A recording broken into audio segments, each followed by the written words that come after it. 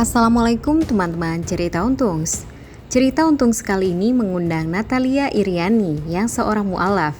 Beliau memutuskan menjadi seorang mu'alaf karena mendalami Alkitab di tengah penolakan dari keluarga besar. Dan salah satu gurunya di agama terdahulu mengantarkannya pada Islam. Gimana respons dari pendeta itu sendiri? Ya responnya akhirnya dia ngasih aku saran gitu. Karena kan yang aku kasih kesimpulan ke dia dari apa yang aku tanya, kan aku menyimpulkan tapi kalau aku gak bisa gitu Pak, yang namanya kitab suci itu harus 100% benar, gak boleh ada kesalahan sekecil apapun. Karena kitab suci itu kan berisi firman dari Tuhan. Tuhan itu gak pernah salah. Jadi aku gak mau kalau ada kitab suci yang salah, ada yang gak 100% benar, itu aku gak mau gitu. Terus akhirnya dia bilang, kalau kamu mau kitab suci yang 100% benar, gak ada kesalahan, itu ya kitab sucinya teman-teman kita, orang Islam, Al-Quran. Mau tahu kisah lengkapnya? Saksikan hanya di Cerita Untungs.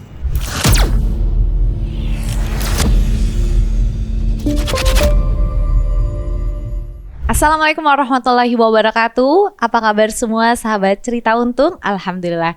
Hari ini sebenarnya keberuntungan buat saya, alhamdulillah, karena saya bisa dipertemukan dengan sosok wanita yang luar biasa, inspiratif, apalagi buat teman-teman yang mungkin udah terbiasa main TikTok ataupun juga suka lihat YouTube. Sosok beliau ini luar biasa. Waktu itu saya pernah lihat obrolannya beliau bersama dengan Kodonditan, terus juga di TikToknya ini luar biasa gitu ya. Dimana kita tahu katanya nih awalnya dulu dia ini adalah seorang pembenci Islam, tapi sekarang cinta akan Islam. Nah, langsung aja kalau gitu kita akan bertemu dengan sosok wanita cantik yaitu Natalia Iriani. Assalamualaikum. Waalaikumsalam warahmatullahi wabarakatuh. Apa kabarnya nih? Alhamdulillah, baik. Alhamdulillah, sebelumnya terima kasih udah bisa meluangkan waktu. Ini Jojo dari Malang loh. Aku pikir tuh Mbak Natalia tuh orang Jakarta. Terus ya udah di sini aja kita mau undang. Tapi waktu itu berapa kali ya, kadarullah memang baru kali ini kita bisa jumpa di sini. Nah, di sini aku ketemu sama Natalia yang dimana katanya bener gak sih? Dulu tuh sebenarnya benci banget sama Islam. Masa sih? Sebelumnya alhamdulillah makasih juga ya Kak ya udah diundang ke sini ya. Ya, sebenarnya benci banget sama Islam itu udah banyak ya, kayaknya nggak cuma aku deh. Oke. Iya, karena memang rata-rata orang yang kalau belum mengenal Islam, ya aku sendiri dulu memang benci banget sama Islam. Apa sih yang buat kamu nggak suka gitu? Nggak sukanya tuh padahal apa ya, nggak ada yang pengaruhin. Jadi nggak ada yang pengaruhin tuh maksudnya teman-teman sekitar itu baik sama aku. Tapi nggak sukanya Islam itu udah ke brainwash aja. Jadi setiap melihat orang yang kayak berkerudung gitu ya kayak lihat orang pakai sarung gitu ya, itu dilihat kayak ih ini agama aneh, kayak Islam tuh udah nggak bener gitu ngelihat orang, oh ini tukang kawin nih gitu. Iya, jadi pikirannya tuh kayak ini agama perang nih gitu. Berarti itu yang terframing dari seorang Natalia ngelihat Islam gitu ya? Iya. Dan memang kan keluarga juga udah kayak ngedoktrin gitu loh. Dulu tuh kayak selalu dibilang Islam itu agama perang, agama tukang kawin, agama teroris kayak gitu-gitu gitu ya. Nah kan jadi cuma diajarinnya kalau di agama aku yang lama itu ya kasih gitu, agama kasih gitu, pokoknya gitu. Kan soalnya papa kan juga memang aktif banget di pelayanan di agamaku yang lama kayak gitu. Oh gitu. Nah terus kenapa sekarang malah kamu dengan semangatnya kamu menyiarkan Islam gitu ya? Berarti kan kamu ada rasa kecintaan juga dengan Islam. Nah mungkin dari awal sebelumnya di agama sebelumnya, terus tiba-tiba kamu mengenal Islam itu gimana tuh prosesnya? Iya, prosesnya sebenarnya panjang sih Kak, kalau diceritain semua tuh kayak nggak bakalan selesai gitu. Soalnya panjang banget ceritanya dan banyak banget yang aku pelajarin. Dan itu bener-bener aku nggak belajar agama Islam. Untuk memasuk ke Islam aku nggak belajar agama Islam. Terus? Hanya belajar dari kitab suciku yang lama. Oke, aku mau pastiin berarti kamu belajar Islam bukan langsung ke agama Islamnya, tapi kamu malah dapat hidayah lah bisa dibilang gitu dari kitab kamu sebelumnya. Ya, melalui itu. Oke, apa yang bisa membuat kamu bilang bahwa itu hidayah untuk kamu bisa kenal Islam? Iya, memang pencariannya itu karena udah anti sama Islam. Jadi aku mau cari kebenaran tuh bukan di Islam gitu loh. Karena aku kan sebenarnya cinta banget ya sama agamaku yang lama tuh kan, cinta banget gitu ya. Apalagi papaku itu kan yang tadi aku cerita ya, aktif banget di pelayanan. Jadi memang tugasnya itu kan pindah-pindah gitu. Kayak aku lahirnya kan dulu di Papua. Oh, sempat Masih di bayi, Papua. iya, terus masih bayi pindah ke Kalimantan, terus ke NTT, ke Malang, terus ke NTT lagi gitu kan. Dan Terus itu ke Malang lagi. ini apa karena tugas untuk pelayanan itu tadi? Iya, tugas untuk pelayanan. Jadi memang papa itu di salah satu LSM Kristen ya. Dan memang mereka kerjanya itu bagus banget dalam melayani masyarakat gitu. Nah, jadi di situ kan aku ngeliat ini memang benar-benar merasakan agama kasih gitu loh. Jadi aku tuh semakin cinta dengan agamaku yang lama gitu kan. Ini cinta banget lah gitu kan. Karena memang kelihatan banget apa yang dari papaku lakuin gitu kan ke masyarakat pelayanannya kelihatan jelas gitu kan. Terus mamaku juga kan seorang murtadin. Oh. Ya, jadi mamaku murtadin, jadi aku benar-benar makin yakin yang benar itu agamaku yang lama. Okay. Karena mama aja berani meninggalkan Islam. Jadi Islam tuh udah enggak lah gitu. Okay. Nah, jadi di situ aku bilang memang murni aku belajar dari kitab suci yang lama. Jadi semuanya aku pelajarin mulai apa yang diajarkan di situ. Apa yang aku temukan, jadi banyak banget Kak, banyak banget di situ yang aku temuin di dalam Bibleku itu, dalam kitab suci yang lama. Dan ajaran-ajarannya memang ya namanya ajaran agama apapun pasti mengajarkan kebaikan. Betul, ya kan? setuju. Pasti mengajarkan kebaikan. Tapi di sini aku punya prinsip dalam memilih keyakinan. Aku nggak cuma memilih kebaikan, Oke. ya, tapi aku harus melihat yang paling penting. Ini buat aku pribadi ya. Iya. Kalau buat teman-teman kan silakan Ini terserah, personal dari bebas, seorang Natalia gitu ya. Iya. Cuma kalau buat aku pribadi, aku punya prinsip yang namanya keyakinan itu nggak cuma aspek muamalahnya aja yang baik. Oke. Karena kalau aspek muamalah orang ateis pun juga bisa baik sama sesama bersosialisasi, ya kan. Tapi harus ada yang namanya aspek teologisnya. Ketuhanannya harus jelas. Bener apa enggak ini Tuhan yang harus kita sembah. Kita mengenal Tuhan yang benar itu berdasarkan kitab suci. Dan kitab suci pun harus 100% benar, gak boleh ada kesalahan sekecil apapun. Oke. Itu berarti pasti Tuhannya benar. Benar-benar. Iya. Boleh tau gak itu umur-umur kamu berapa sih ketika kamu pengen tahu? Karena kan gini, ya memang itu dia tadi ya.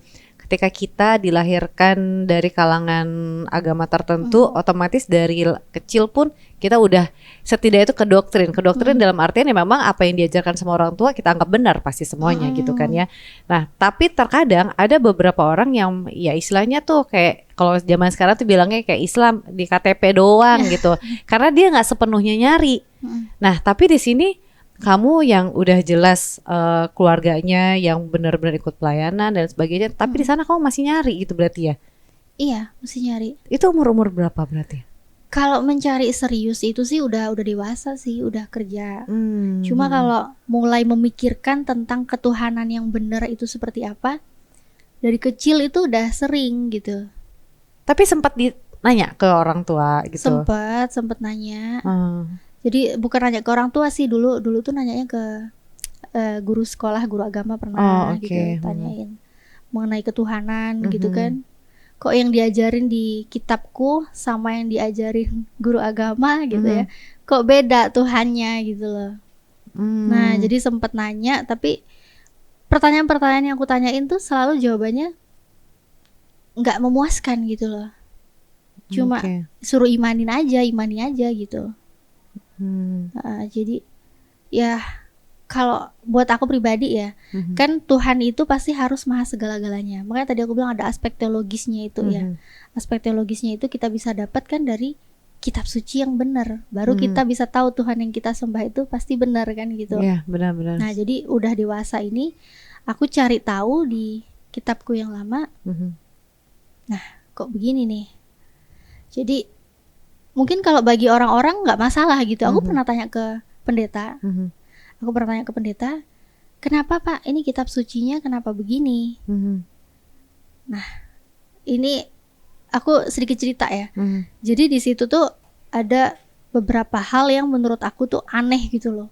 Jadi sama-sama mengisahkan hal yang sama, ternyata ada perbedaan gitu. Perbedaan di mana? Perbedaannya ini satu contoh aja nggak apa-apa ya. Oke. Di 2 Tawarik 24, di 2 Samuel 24 ayat yang pertama, dan juga di 1 Tawarik 21 ayat yang pertama. Nah di situ tuh kan ada perbedaan siapa yang menyuruh Daud untuk menghitung orang Israel. Nah jadi yang satunya itu yang menyuruh Tuhan, Tuhan langsung berfirman, dan yang satunya lagi itu iblis. Oke. Padahal itu menceritakan hal yang sama gitu. Oh oke. Nah ini aku pernah tanya, sebenarnya banyak yang dulu aku tanyain gitu, tapi itu salah satunya aja gitu, karena buat aku Tuhan dan iblis itu kan sosok yang berbeda, ya kan. Tapi dulu sempat pendetaku sih bilang itu hal yang wajar, nggak usah dipikir, karena itu semua kan latar belakang budayanya berbeda, penulisnya berbeda gitu kan, bahasa berbeda, jadi wajar kalau ada perbedaan di dalamnya. Kalau ada kesalahan di dalamnya itu wajar, nggak usah dipikir katanya gitu. Nah tapi di situ makanya aku bilang aku punya prinsip yang namanya kitab suci itu harus 100% benar. Karena kitab suci kan berisi firman dari Tuhan. Tuhan nggak mungkin salah ya kan. Nah jadi di situ kalau kitab sucinya benar, pasti aku ketemu Tuhan yang benar. Berarti ini tuh sebenarnya pertanyaan-pertanyaan yang udah sering kamu lontarkan ke pendeta gitu ya? Iya itu dulu satu hari khusus aku minta ketemu sama pendetaku. Jadi memang benar-benar pendeta favorit lah ya, karena aku kalau ada apa-apa biasanya cerita ke dia. Dan itu satu hari khusus aku ketemu dia, khusus ngebahas apa yang aku pelajarin di agamaku yang lama. Terus gimana respons dari pendeta itu sendiri? Ya responnya akhirnya dia ngasih aku saran gitu, karena kan yang aku kasih kesimpulan ke dia dari apa yang aku tanya, kan aku menyimpulkan tapi kalau aku nggak bisa gitu Pak, yang namanya kitab suci itu harus 100% benar, nggak boleh ada kesalahan sekecil apapun. Karena kitab suci itu kan berisi firman dari Tuhan. Tuhan itu nggak pernah salah. Jadi aku nggak mau kalau ada kitab suci yang salah, ada yang nggak 100% benar, itu nggak mau gitu. Terus akhirnya dia bilang, kalau kamu mau kitab suci yang 100% benar, nggak ada kesalahan, itu ya kitab sucinya teman-teman kita, orang Islam, Al-Quran. Hah? Serius? Serius.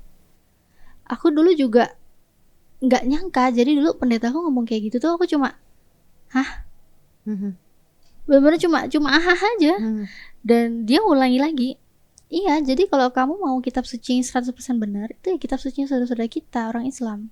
Terus karena itu datang dari Tuhan, datang langsung dari Tuhan, dia ngomong kayak gitu. Terus saat itu gimana? Ketika kamu nih lagi pencarian gitu ya, lagi pencarian di kitab yang kamu sayangin, kamu cintain gitu ya, dengan berbagai pertanyaan yang kamu harapkan mendapatkan jawaban-jawaban dari guru tadi gitu ya, tapi ternyata malah jawabannya di luar ekspektasi kamu. Nah itu kamu sendiri deh, ini kita udah dengar respons dari gurunya gitu. Nah kalau respon dari diri kamu sendiri yang memang udah dari awal kamu coba nyari tahu gitu, sampai akhirnya kamu bisa berdiskusi, sampai akhirnya kamu ketemu jawaban yang di luar ekspektasi kamu berarti kan ini.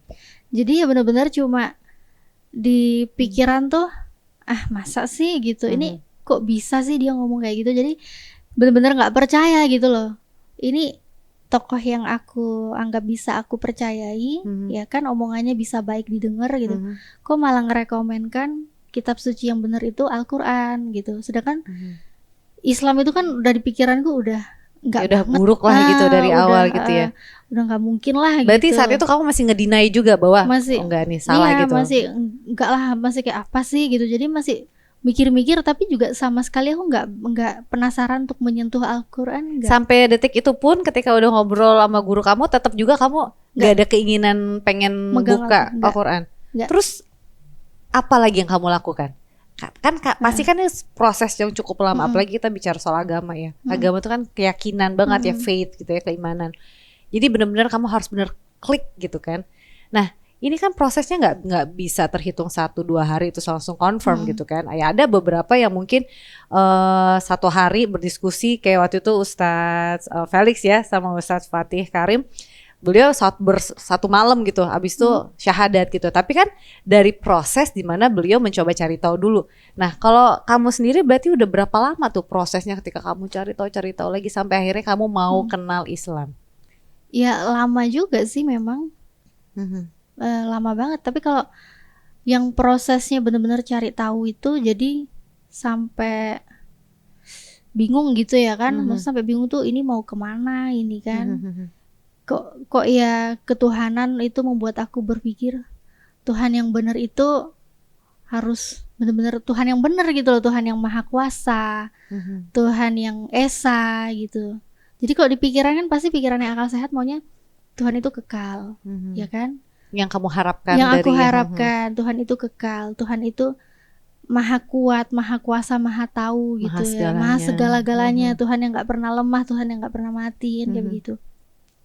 Nah jadi mengenai ketuhanan dulu aku berpikir kok kayaknya apa benar ya Islam itu benar, kok dibilang Al-Quran itu 100% benar, gak ada kesalahan, katanya gitu. Masih mikir tapi belum mau juga gitu. Terus akhirnya aku mikir-mikir lagi gitu loh. Aku mikir-mikir dan aku sempat merenung ya, merenung mikir. Tapi kamu sempat ateis nggak? Enggak. Kamu tetap meyakini Tuhan itu pasti ada gitu. Tuhan itu pasti ada. Nah jadi atau agnostik, percaya Tuhan tapi nggak percaya agama? Enggak juga. Jadi kamu tetap ngikutin masih mencari aja gitu, masih mencari. Oh tapi dengan istilahnya tetap misalnya pelayanan apa gitu tetap kamu ikutin semua? Oh kalau aku sih kan nggak aktif di pelayanan, yang aktif itu kan cuma orang tua gitu. Jadi aku cuma kalau sekedar ke tempat ibadah tetap datang gitu. Dulu kayak gitu. Waktu zaman-zaman cari kebenaran gitu ya. Kalau dulunya kan memang waktu sekolah aja sih aktif, udah kerja udah enggak. Nah, terus aku kan juga inget nih teman aku itu udah sering ngobrol bareng lah. Jadi kalau dia ngobrolin apapun tuh rasaku udah kayak bisa dipikirkan lah, bisa dipertimbangkan, bisa dipercaya gitu. Nah, jadi temanku ini dulu juga sempet nantangin aku pas aku lagi masa-masa nyari kebenaran. Jadi temanku nanya, kalau di kitab sucimu ada Yesus ngaku akulah Tuhan dan sembahlah aku mau masuk Kristen katanya. Ini temanku Islam. Jadi di situ aku semangat banget gitu kan. Kamu cari tahu tuh jadi aku yang kebimbanganku untuk keimanan yang lagi goyah tuh kayak mulai kembali kuat karena ini kok ada yang mau masuk benar gitu kan. Terus ya udah aku cari-cari kok nggak nemu gitu. Nah terus tapi sambil nyari nggak nemu aku tuh inget-inget apa yang udah aku cari. Iya ya, kok yang aku lihat selama ini yang aku sembah ya sebagai Tuhan itu kok malah memperkenalkan Tuhan itu esa. Nah dan malah memperkenalkan dia itu adalah utusan. Ya kan?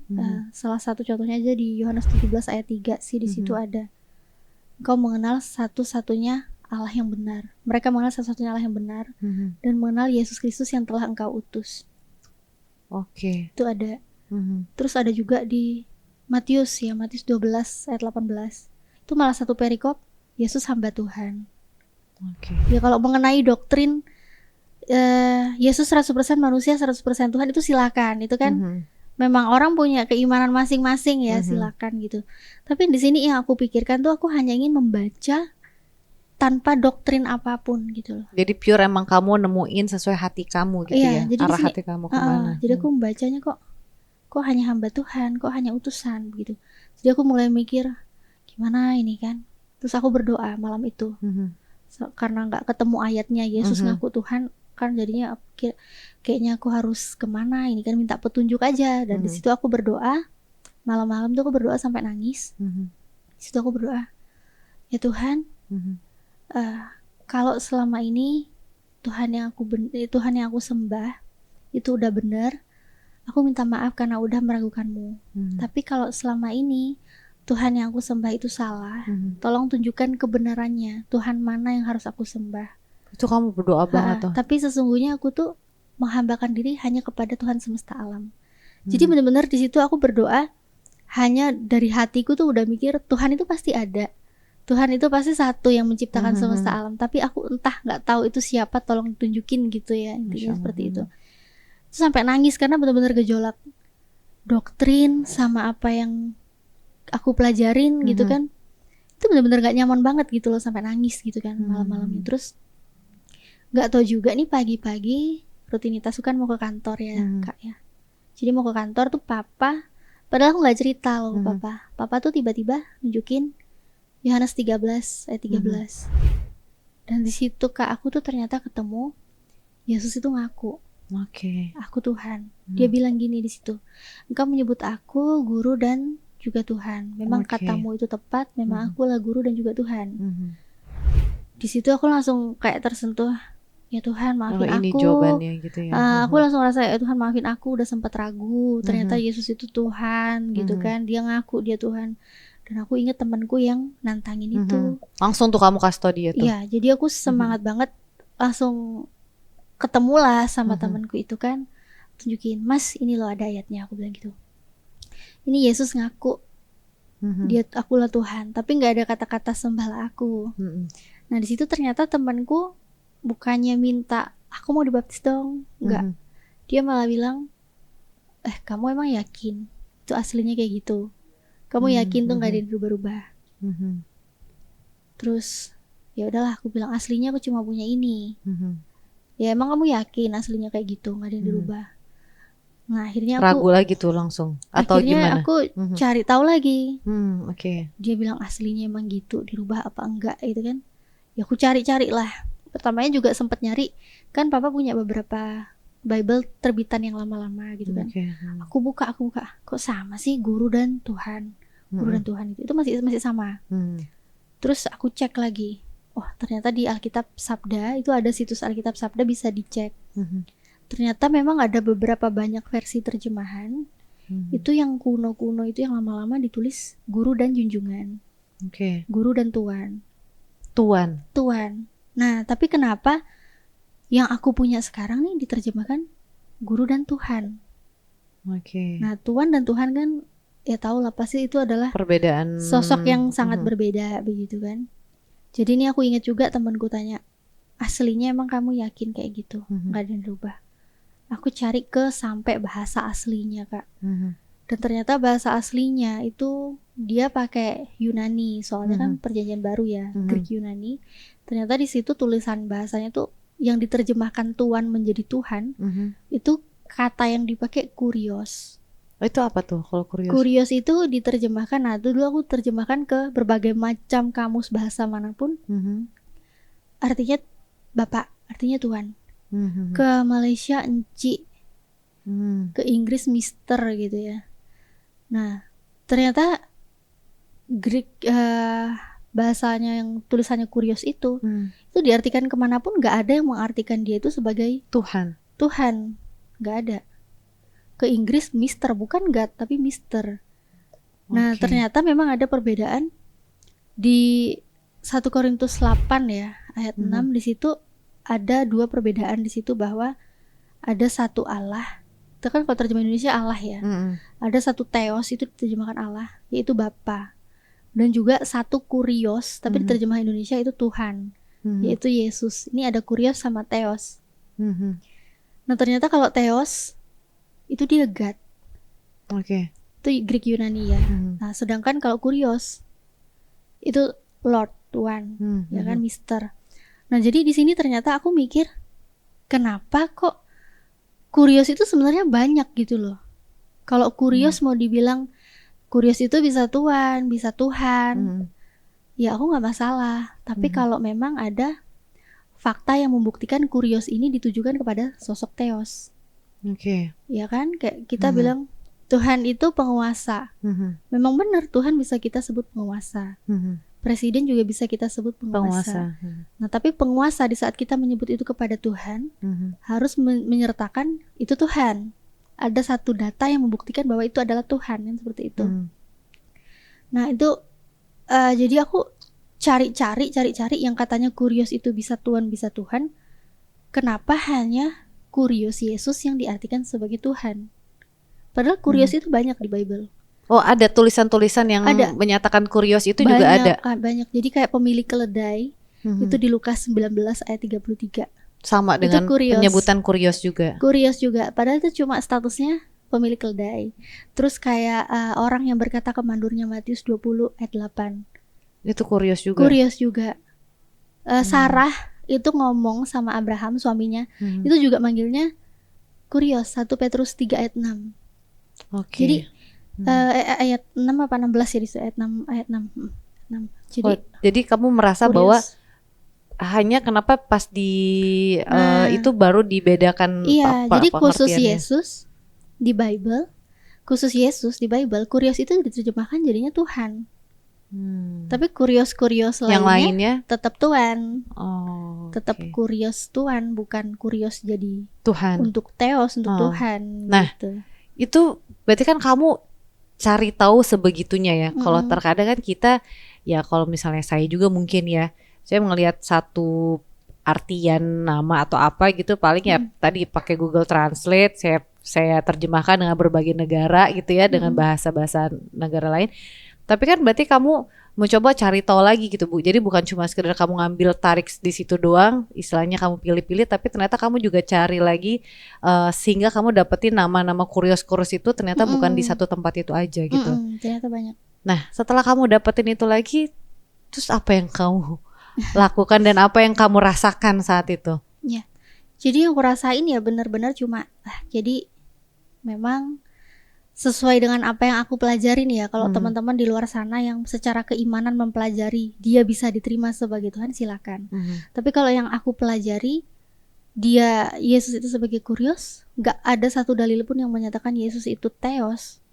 Ya udah, bentuklah dia di kurios sebagai Tuhan. Jadi aku mulai mengimani sesuai dengan apa yang tertulis. Nah, jadi dia benar-benar Tuhan, dia benar-benar hamba secara yang tertulis ya. Kalau mungkin teman-teman punya pembelajaran yang ilmunya mungkin lebih tinggi ya, sehingga punya doktrin ini itu gitu, itu silakan. Ya, tapi kalau aku sebagai pelajaran aku, apa yang aku baca, dia Tuhan, dia utusan, dan aku tahu ini satu-satunya agama di muka bumi yang memuliakan Yesus sebagai utusan, hanya Islam. Kan kalau di Islam udah tau lah, orang awam juga tahu kan, Nabi Isa kan begitu. Nabi Isa utusan Allah. Utusan Allah, dimuliakan sebagai nabi kan begitu. Jadi aku dulu memang udah ngerasa, ya udah deh kalau gitu nih berarti udah kejawab, aku harus masuk Islam. Tapi dulu sempat ditunda. Berarti habis dari ketemu kamu yang kurios itu, kamu langsung yakin bahwa pengen banget masuk Islam. Tapi kamu kan belum tahu, belum pernah belajar soal Islam. Iya, tapi dulu juga pengen banget masuk Islam, tapi gak kepengen nerima baginda Muhammad sebagai nabi. Dulu gitu. Karena dulu cuma ngerasa ini Islam agamanya benar, Tuhannya Esa. Terus Nabi Isa di situ utusan, ya kan, seorang rasul. Cuma dulu aku ngerasa aku masih nggak mau, belum ada feel ke Nabi Muhammad gitu. Dulu kayak gitu sempet. Sampai akhirnya tuh gimana? Kan maksudnya gini loh, kita kan untuk kalau kita cuma sekedar bicara kesukaan gitu ya, misalnya kita suka sama si A, suka sama si B, itu kan personal banget antara kita, memang ya udah suka sama si A atau suka sama si B gitu. Tapi kalau misalnya keyakinan tuh kan emang dari hati banget ya. Maksudnya pencarian itu benar-benar kita nggak mau failed gitu ya, kita takut banget kalau itu gagal gitu. Nah ini kan pencarian juga nggak serta-merta cuma untuk diri sendiri, tapi kan kamu harus mewakili keluarga, kamu harus izin sama keluarga, orang-orang di sekitar kamu yang tahu kamu lahirnya sebagai Kristiani gitu kan. Biasanya kan kita pasti banyak banget kepikiran macam-macam gitu. Aduh gimana ya mau sama orang tua, gimana mau. Nah kalau kamu sendiri gimana tuh ngadepin itu semua? Dulu aku nggak ada berpikiran aku harus minta izin dulu, enggak. Cuma dulu aku cuma mikir, aku dulu belum mau nerima baginda Muhammad sebagai nabi. Dan aku pun bingung kalau aku masuk Islam itu kan harus pakai kerudung gitu. Oke. Jadi step-stepnya sih dulu dari mengenal Nabi Muhammad dulu aja ya. Jadi dulu aku kan di pikiranku Nabi Muhammad itu bukan sosok yang baik. Oke. Kayak diceritain kan, apalagi yang tadi aku bilang di awal kan murtadin. Jadi kayak adalah narasi-narasi sedikit gitu ya, kalau istrinya banyak gitu kan, katanya Nabi Muhammad itu istrinya banyak, terus agama perang gitu ya. Jadi di situ aku mikir enggak lah, nggak suka lah namanya punya nabi kayak begitu dulu bikinnya gitu. Dan di situ dulu aku sempat ketemu sama temanku juga. Dia bilang, kamu kenapa sih udah tahu Islam itu benar? Iya. Terus kenapa Kamu masih belum mau kok gitu? masih nggak mau? Aku tahu Islam itu benar, cuma aku nggak ada feel ke Muhammad. Dulu aku bilangnya masih langsung nama ya. Terus ditanya, kenapa? Ya nggak mau lah punya utusan kayak gitu, punya rasul kayak gitu kan. Terus akhirnya temanku itu menceritakan sedikit kisah tentang Nabi. Di situ yang bikin aku tuh tersentuh banget. Jadi dulu diceritain, kamu tahu nggak, Nabi Muhammad itu dulu waktu mau meninggal, saking dia cintanya sama umatnya, Nabi Muhammad itu waktu sakaratul maut, Nabi Muhammad masih sempat mendoakan umatnya. Sampai Nabi itu meminta, ya Allah tolong timpakan rasa sakit rasa sakitnya umatku ini saat sakaratul maut, timpakan semuanya kepadaku. Di situ aku langsung ngerasa, ini kok ada sih seorang utusan yang secinta ini ke umatnya gitu. Kan yang aku pelajari kalau di nabi-nabi terdahulu lah ya, begitu umatnya berbuat jahat, umatnya berbuat nakal, mereka kan langsung ada yang meminta azab atau langsung lari gitu aja, tapi nggak ada yang utusan yang mau menanggung rasa sakit gitu loh umatnya itu. Nah di situ dia bilang begitu gitu, jadi aku langsung ngerasa, ini yang aku anggap makhluk yang buruk, ternyata bisa seromantis ini sama umatnya. Dia mau nanggung sakit semua umatnya itu ke dia gitu. Dan bahkan diceritain juga Nabi Muhammad itu akan menjemput umatnya satu persatu sebelum beliau masuk surga. Nabi Muhammad tuh akan menjemput umatnya satu persatu. Jadi walaupun ada di mana, ada di neraka apa di mana, Nabi Muhammad akan jemput. Jadi walaupun punya iman sekecil seperti secuil apapun, itu akan dijemput semuanya. Baru Nabi Muhammad mau masuk surga.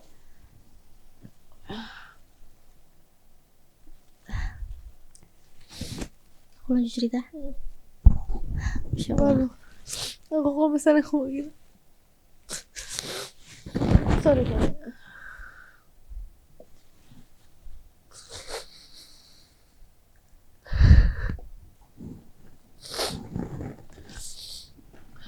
Aduh, maaf ya.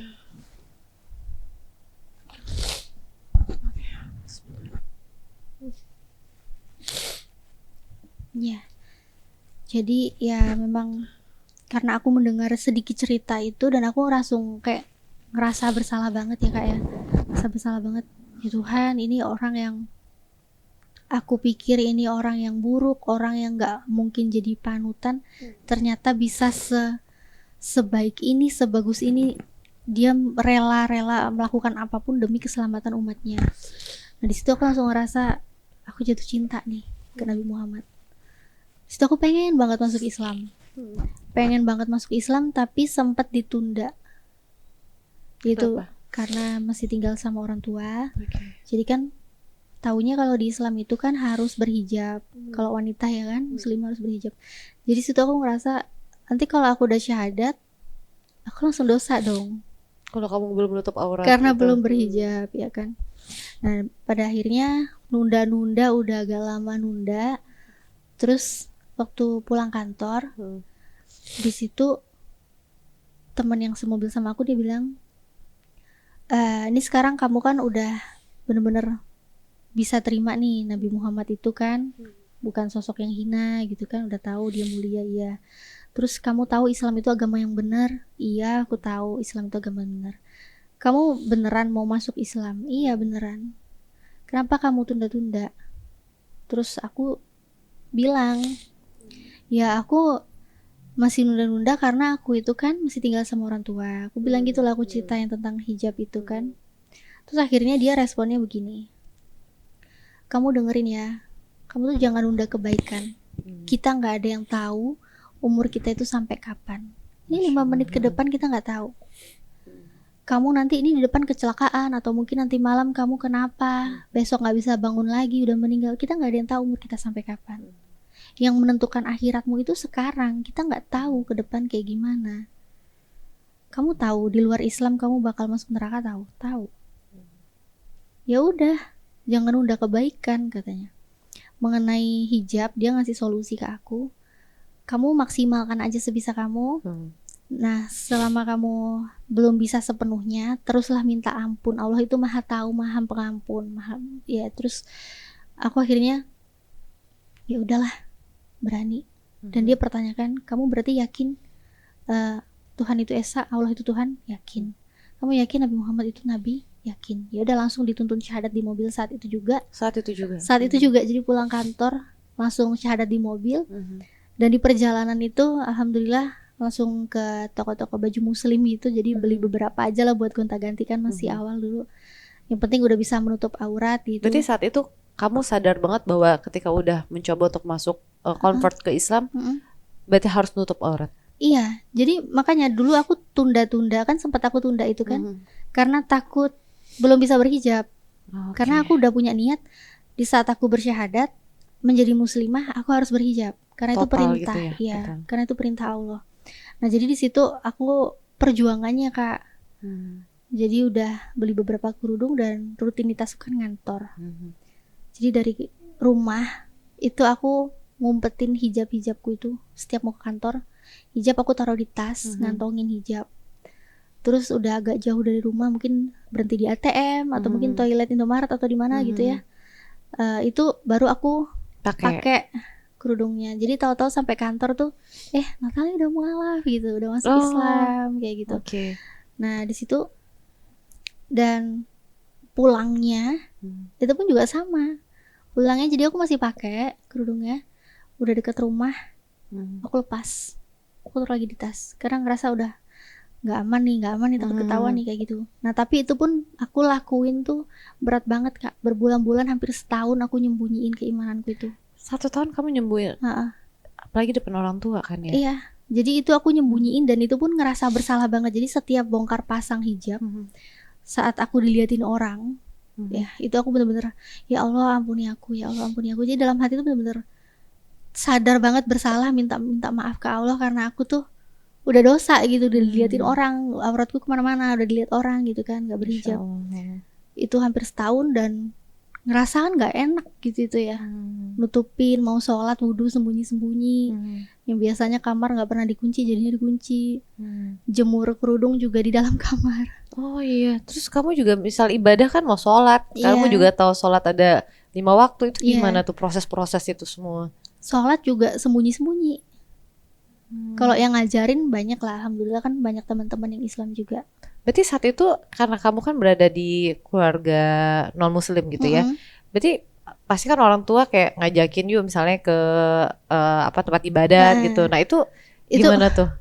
Itu awal-awal aku syahadat, tapi jangan ditiru ya. Ini soalnya pengalamanku dulu masih lemah imanku. Jadi aku masih ngikut ke tempat ibadah. Tapi aku nggak ikut mereka beribadah. Itu dulu karena memang imanku dulu masih lemah. Jadi aku habis syahadat diajak waktunya ibadah, aku pergi. Tapi entah aku HP-an atau aku ke kamar mandi, di saat mereka berkata-kata untuk memuji Tuhan yang mereka sembah, aku nggak ikutan ngomong. Jadi aku diem aja. Jadi kamu sebenarnya lebih kayak menghormati orang tua tapi aja gitu. Tapi sebenarnya itu nggak boleh ditiru gitu itu. Nggak boleh. Jadi kalau udah Islam ya Islam aja gitu. Nah tapi dulu aku lakuin itu cuma beberapa kali sih. Dan akhirnya aku pun udah saat di tempat ibadahku itu teman-temanku yang Islam tuh saling menguatkan gitu loh. Jadi pada WA, pada pada WA gitu kan. Kamu inget ya, pokoknya jangan sampai kembali lagi ya, kamu ini ya. Pada mengingatkan takut, gitu ya. Kan. Jadi biar aku tuh tetap tauhid gitu kan. Tapi orang tua curiga nggak sih? Curiga. Nah itu akhirnya setahun itu curiga dan kegelisahanku udah nggak enak ya. kan orang tua curiga akhirnya kok anak ini nggak pernah mau lagi sih diajak ke tempat ibadah. Kok aneh sih tiap pagi mungkin subuh mungkin kedengeran, aku kan dulu di kamar kan lantai 2 kedengeran kok kayak ada air keran gitu kan. Terus pakaiannya kok biasanya ke kantor dulu kan pakai rok pendek. Sekarang kok jadinya yang panjang-panjang semua gitu kan. Jadi mereka kayak ngerasa ada yang aneh gitu. Nah, jadi pas satu hari aku sengaja keluar seharian dari pagi sampai malam. Jadi itu jam-jamnya ibadah di tempat ibadahku dulu itu udah nggak ada waktunya gitu. Jadi aku sampai pulang udah malam. Terus kakakku kan pas datang ke Malang, kakakku udah berkeluarga, cuma pas dulu liburan ya. Jadi dia datang, dia nanya, kamu kenapa? Kok baru jam segini pulang? Kamu nggak ini ya ke tempat ibadah kan? Itu kan, aku bilang enggak. Kenapa? Udah nggak mau ya katanya. Iya, aku udah nggak mau, aku bilang gitu. Oh, kenapa kamu udah nggak mau? Kamu udah nggak Kristen lagi? Iya, aku udah nggak Kristen lagi. Aku bilang gitu. Terus dia bilang gini, emang kamu apa sekarang? Kamu udah Islam? Dia curiga kayak gitu. Oh, tapi dia langsung direct ngomong kayak gitu nanyanya. Karena kan memang kelihatan mungkinnya curiganya kan teman-temanku kan Islam. Terus pakaianku tiba-tiba ketutup gitu kan.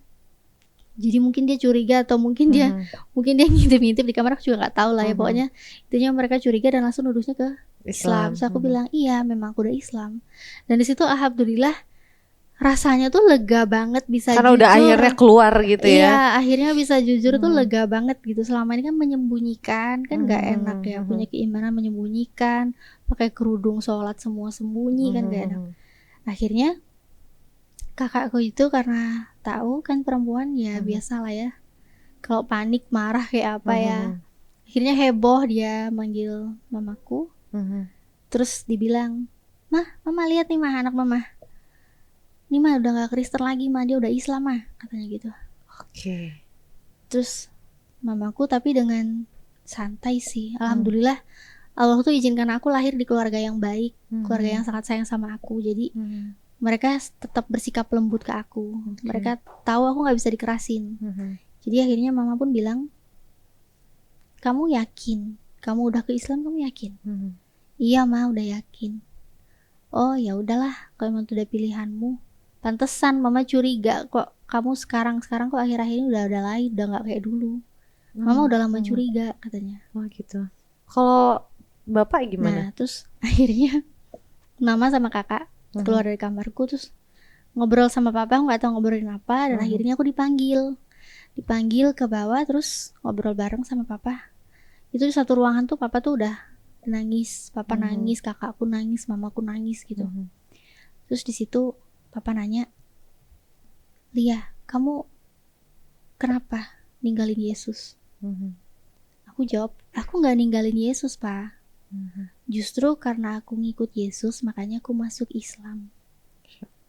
Di situ, papa langsung kaget gitu, papa sambil nangis terus marah juga gitu. Papa bilang, ampun Tuhan, ajaran macam apa lagi nih, kata papa gitu. Terus aku bilang, ya ajarannya Yesus, Pak. Kamu ngomong aja gitu? Ya ajarannya Yesus Pak, aku bilang gitu. Yesus itu punya Tuhan. Terus ya udah cuma nangis-nangis gitu aja mereka dan alhamdulillah sih Allah nguatin hatiku. Jadi waktu aku ngelihat mama, papa, kakak aku nangis semua, itu nggak membuat aku tuh kepengen lagi untuk ngebahagiain mereka dan balik ke agama lama, enggak. Jadi situ aku tetap diem dan kakak aku bilang, kamu kok nggak nangis sih?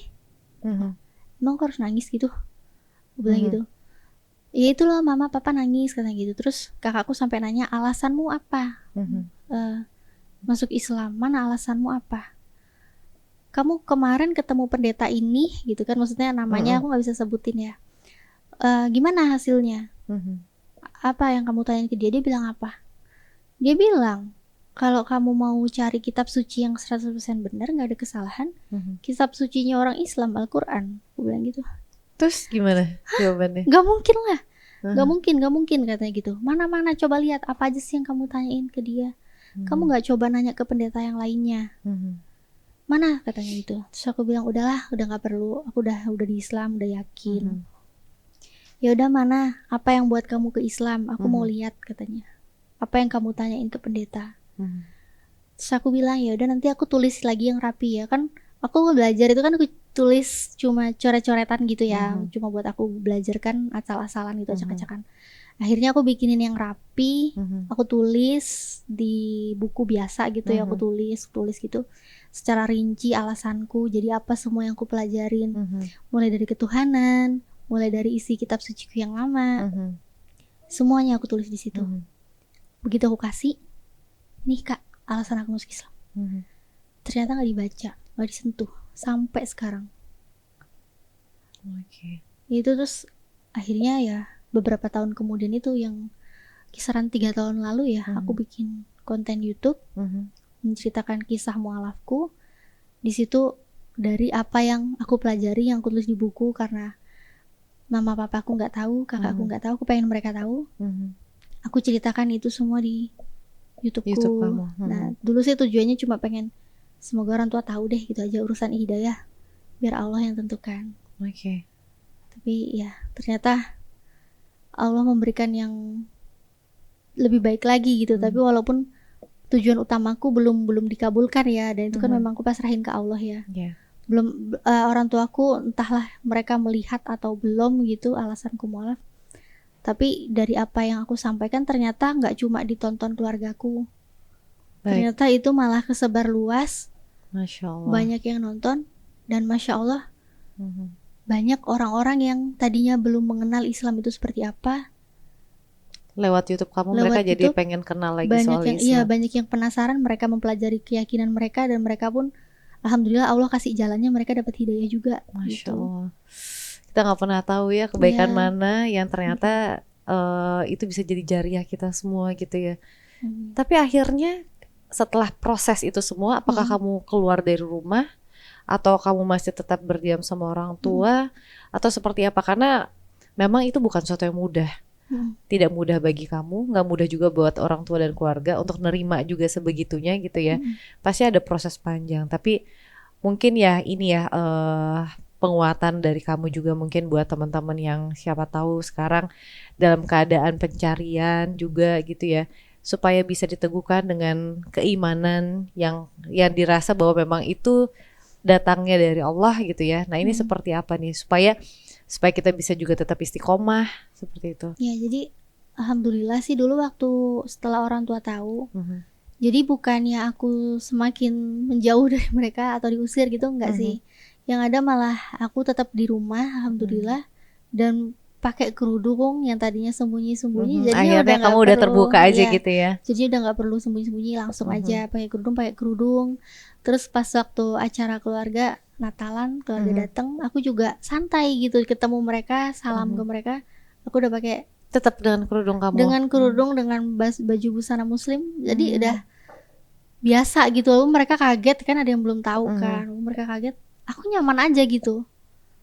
Ya walaupun dulu aku benci sama hijab ya, lihat orang kerudung, tapi sekarang malah aku nyaman dan aku ngerasa beruntung gitu. Beruntung maksudnya ini benar-benar agama yang sangat memuliakan aku sebagai wanita. Masya Allah. Di luaran sana nggak sedijaga ini gitu loh. Kalau di sini tuh benar-benar muslimah itu dijaga, terlihat mahal, sampai-sampai Allah itu memberikan perintah khusus ya kan, supaya wanita itu berhijab. Dan ternyata memang itu nyaman, dan itu buat kebaikan perempuan itu sendiri gitu. Jadi dengan kita berhijab, aku pun ngerasa gitu, saat aku berhijab orang jadi lebih segan sama aku. Jadi nggak lebih gampang kayak dulu kan, mungkin dinilai oh ini cewek begini gitu ya. Tapi setelah pakai hijab begini, orang jadi sungkan. Ada batasan jadi sendiri lebih, ya. Jadi lebih segan. Bahkan untuk menyentuh pun mereka nggak berani yang namanya salam lagi pun juga. Aku sendiri pun langsung jadinya udah menghindar gitu, karena kan udah tahu juga ya aturannya nggak boleh disentuh-sentuh kan gitu ya. Jadi benar-benar merasa Allah sayang banget sama aku. Inilah agama yang sangat memuliakan wanita, yang tadinya aku kirain wanita itu tukang dikawin-kawinin, ternyata enggak. Masya Allah, itu dia tadi ya. Kalau kita di awal udah disampaikan gitu ya. Natalie tadi bilang bahwa dia nggak begitu suka dengan Islam karena dibilang bahwa agama tukang kawin, agama yang suka perang, agama teroris dan lain sebagainya. malah ternyata ketika memeluk Islam malah langsung jatuh cinta Malah langsung jatuh sebegitunya cinta. gitu ya. Kita aja yang mungkin lahir dari kecil udah jadi Islam, saya baru berhijab umur saya punya anak 3 baru saya pakai hijab. Masih nyari tahu bahwa kenapa sih harus berhijab, kenapa sih harus begini. Tapi Masya Allah gitu ya, seorang Natalia yang awalnya bukan lahir dari keluarga muslim, tapi keingintahuannya mengenai Tuhan, keingintahuannya seperti apa yang harus dijalanin, do and don'ts-nya gitu ya, kamu jalanin semua. Dan jarang juga terjadi sebenarnya ketika orang memutuskan untuk mualaf dan langsung mau menutup auratnya. Aduh Masya Allah. Masya Allah. Semoga Allah selalu jaga ya. Amin. Dan ini lagi sih Kak, mengenai ini mungkin kan supaya orang-orang yang masih takut ya, mungkin kayak yang pernah aku pikirin Islam itu agama yang gini-gini ya. Sebenarnya kalau dibilang Islam itu agama perang, perang itu sebenarnya adalah satu perintah di saat ada kejadian yang membutuhkan perang. Ya kan ya? Gak usah contoh jauh lah, negara kita. Negara kita bisa merdeka juga adanya Iya, perlawanan, perlawanan bahwa tentara-tentara kita yang berjuang untuk memerangi penjajah. Betul. Jadi di saat kita diserang, gak masalah kita perangi. Itu dia, makanya tak kenal maka tak sayang ya. Ketika orang-orang yang gak kenal, apalagi mungkin kita tahu semua bahwa framing Islam di dunia ini kan, apalagi sempat di awal-awal ya, begitu tega gitu ya, memframing agama teroris dan lain sebagainya. Tapi kan itu dia tadi kan, Allah tuh akan kasih hidayah ke orang masing-masing. Sekarang semakin orang terbuka matanya, jadi banyak juga orang jadi lebih kenal dengan Islam. Ya dengan kejadian juga, mungkin kita juga tahu kejadian saudara kita yang ada di Palestina gitu ya. Mungkin bagi mereka ini saatnya mereka menunjukkan kekuasaannya mereka gitu, dengan bisa menguasai Palestina beberapa puluh tahun gitu.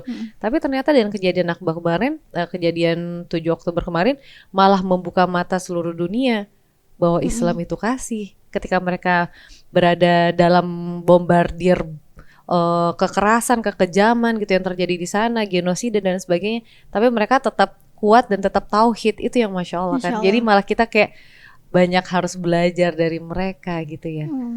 Nah terus gimana, kamu berarti udah seberapa tahun nih memeluk Islam? Alhamdulillah 8 tahun 8 tahun. Nah selama 8 tahun dibanding sama kamu dari lahir, berbeda lah gitu ya. Apa yang kamu rasain yang sangat membuat kamu berbeda gitu, ngejalanin hidup kamu sehari-hari? Iya, ngerasa banget lah beda. Dari ketenangan, itu udah jelas beda.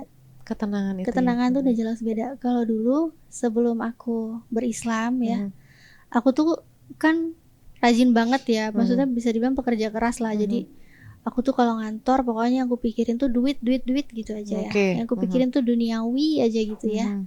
Tapi setelah aku berislam dan semakin mendalami, walaupun belum dalam ya, masih dangkal banget gitu ya, tapi maksudnya udah Allah tuh ngasih ketenangan gitu. Karena tugasnya kita itu cuma ibadah, cuma mencari ridhonya Allah. Allah aja cuma memperkenalkan kan, sesungguhnya aku ini Allah. Ya kan, dirikanlah sholat untuk mengenal aku kan, sembahlah aku dan dirikanlah sholat untuk mengenal aku, surat Toha ya ayat 14. Di situ aku ngerasa ya ini tugas kita bukan cari dunia gitu loh. Tugasku udah tinggal tenang aja udah. Dan Allah pun juga ngasih tahu ke kita ya, di dalam surat Muhammad ayat 36 itu kan, dunia ini hanyalah senda gurau yang melenakan. Jadi jangan sampai terlena gitu loh. Jadi sekarang sama dulu, selain tampilan hijab ya maksudnya, tapi dari hati pun juga aku tuh tenang. Apa yang aku lakuin ke depan aku gak usah khawatir. Mengenai dunia itu gak usah khawatir. Justru yang khawatirkan tuh akhirat nanti. Hari ini aku udah bekalin apa buat ngelakuin akhiratku, apa, modal apa nih yang bisa aku bawa nanti, bekal apa gitu ya. Modal apa yang udah bisa aku bawa nanti ke akhirat. Itu yang sekarang tuh lebih kepikirannya di situ, udah nggak mikir duniaku harus begini, harus nyari uang sekian. Kalau dulu tuh nyari uang kasih banyak tetap nggak puas gitu, kayak tetap nyari lagi. Sekarang nggak, dan ternyata memang nggak cuma sekedar hati yang tenang, tapi memang Allah buktikan gitu loh. Apa yang aku butuhkan pasti Allah kasih. Dan apapun yang Allah berikan ke aku, alhamdulillah semuanya itu aku ngerasa itu berkah gitu loh. Jadi aku ngerasa itu semua cukup, Aku nggak ada keinginan yang aneh-aneh gitu. Dan kadang pun aku menginginkan sesuatu belum sempat terucap, baru sekedar pengen Allah gitu udah ya. ngasih. Masya Dan Allah. itu sering banget, makanya aku merasa Allah tuh baik banget sama aku. Itu yang aku ngerasa di Islam itu intinya kita fokus aja cari ridhonya Allah gitu. Masya Allah. Terus apa nih yang buat kamu jadi istiqomah terus gitu ya selama 8 tahun ini gitu? Apalagi kan mungkin banyak ritual-ritual yang memang harus kita lakukan sebagai muslim gitu ya. Pertama kali kamu puasa gimana? Pertama kali kamu sholat gitu ya, dengan berbagai tuntunannya, berbagai bacaan ayat-ayatnya yang memang harus kita hafal dan kita pahami. Bukan cuma sekedar hafal gitu kan. Itu kan banyak yang harus dipelajarin. Nah itu kamu gimana tuh? By proses atau kamu langsung tetap harus belajar saat itu atau seperti apa? Iya, awalnya ngerasa ribet. Awalnya ya ngerasa agama Islam tuh pasti ribet, sholatnya bahasa Arab, doanya Arab gitu kan. Pasti aku ngerasa tuh ribet, ternyata enggak. Ternyata setelah bersyahadat itu Allah mudahkan. Mau bacaan-bacaan sholat pun ternyata gampang banget dihafal. Masya Allah. Pengertian Dimudahkan gitu ya? Dimudahkan semua, dan apalagi kayak arti-arti dari surat-suratnya itu ya, itu benar-benar membuat ya inilah selama ini yang aku cari itu semuanya ada di Islam. Masya Allah. Allah itu tempat bergantung. Allah itu tidak diperanakan, tidak beranak, tidak diperanakan. Allah itu esa. Itu semua ada di Islam. Bahkan yang buat aku semakin takjub dengan Islam, yang membuat aku semakin berharap Allah, semoga Allah matikan aku dalam keadaan Islam. Karena aku ngerasa memang aku udah yakin Islam ini benar. Kenapa? Di dalam Al-Quran sendiri, makanya tadi aku sempat bilang di awal, kalau kita sucinya benar, pasti kita menyembah Tuhan yang benar. Di situ aku ngelihat Al-Quran, kan gini Kak, aku masuk Islam, banyak orang-orang yang memberikan info negatif tentang Islam, tentang Al-Quran. Di situ aku semakin mempelajari Al-Quran. Yang ada justru aku ketemu di dalam Al-Quran itu banyak sekali kebenaran. Contohnya api di dasar laut, itu di surat At-Tur ayat 1-6. Nah itu zaman baginda Nabi belum ada ilmuwan, belum ada peneliti. Nabi juga nggak mungkin nyemplung sampai ke dasar laut ke lava panas di dalam kerak bumi, kan nggak mungkin. Tapi di situ Nabi Muhammad mengabarkan, dari mana kabar ini kalau bukan dari firman Allah ya? Iya, pasti dari sumber yang maha tahu. Terus ada juga mengenai garis edar tata surya, ya kan surat Yasin ya, terus sama di Al-Anbiya ayat 33 itu juga ada. Di situ garis edar tata surya dikasih tahu, matahari, bulan itu beredar di garis edarnya. Ini siapa yang ngasih tahu kalau bukan Tuhan?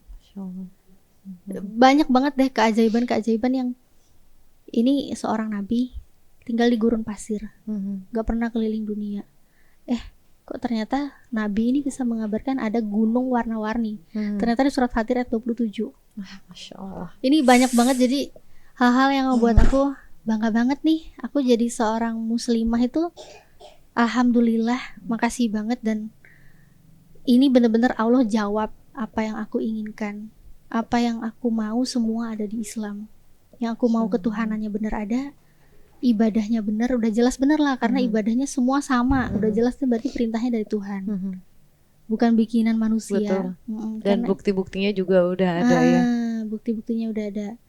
Jadi benar-benar semuanya nih, aspek muamalah, teologis, ibadah, semua ada di Islam. Kamu merasa lengkap di situ? Lengkap, semuanya ada di Islam. Masya Allah. Ini dia luar biasa ya teman-teman ya.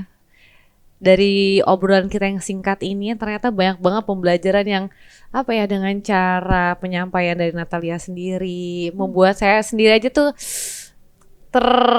terhenyuh gitu ya. Masya Allah. Dari cerita soal Nabi Muhammad SAW gitu ya, bagaimana Natalia ini mencoba mencari sampai akhirnya memutuskan untuk buat sosial media bercerita mengenai kisah mualafnya dengan dasar sebenarnya awalnya adalah pengen banget supaya keluarga tahu apa sih alasan yang jadi prioritas Natalie untuk convert.